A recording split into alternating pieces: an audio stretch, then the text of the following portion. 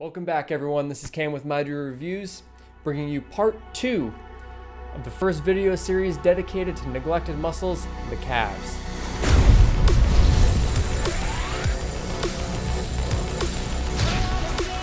As we discussed in part 1, we're going to be going over the results of training each calf muscle group daily for 2 weeks at a time. And based on the title, you can probably figure out which one we're talking about today. But before we get into any of that, can you be sure to hit that like button and hit subscribe, as it would be a huge help to contributing to the future of my channel. Seriously, liking my videos helps the YouTube algorithm recommend my content to other viewers. And subscribing means you help build a foundation that would allow me to be able to do this like part-time in the future for you guys, which means more content for everybody else.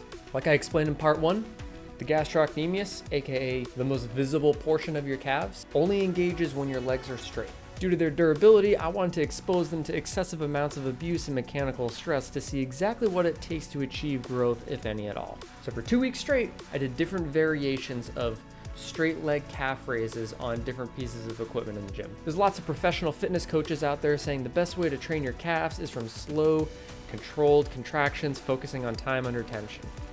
However, my muscles responded equally as well from fast, high rep sets of 50, although my form began suffering towards the end of each set. For that reason, I incorporated both styles into my training. Regardless of the movement speed, each set was structured in the same 3-part superset. Feet straight, toes pointed out, and toes pointed in.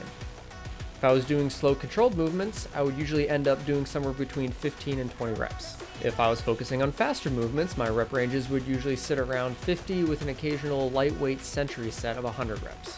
I perform those rep ranges for each foot position on average 3 to 4 sets every day, with Sunday being my one full rest day. Starting this challenge, my calves measured in at 36 centimeters with not a whole lot of definition in the gastrocs. In fact, I've actually had more defined soleuses than I have had gastrocnemiuses, as we can see in this before picture. But after 2 weeks of daily gastroc training, my calves are now measuring at 38 centimeters. And although this isn't like a spectacular transformation picture, because it's literally only been 2 weeks, this serves more of like a proof of concept to show how much you're gonna have to put your gastrocs through in order to achieve some kind of growth. What about the soleus, the other calf muscle? Well, we're gonna see what kind of results we get from training the soleus every day in part 3 of this video series coming up. And then to conclude the series with part 4, we're gonna be training the gastrocnemius again in conjunction with the soleus at the same time for 2 weeks straight to see what kind of results we'll get from that as well. If you remember my previous video, I mentioned that the only thing I had left to do in the challenge was to conduct the gastrocnemius and the soleus training simultaneously together, and the challenge would be complete. I would gather all the footage, all the materials, write the scripts, and then we'd have all of our videos. Fortunately, life hit me pretty hard during that time period, and I wasn't able to commit to those workouts every single day, so that whole portion of the challenge was a bust.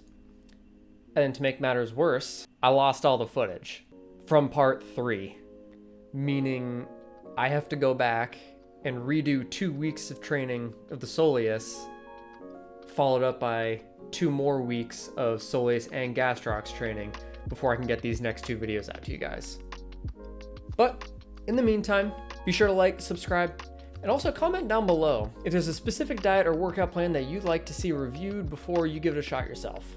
I've already got several plans lined up to review some big names in the fitness industry, as well as some new installments to the neglected muscle series I'm doing, so be sure to stick around for those, and part 3 will be up before you know it. See you then.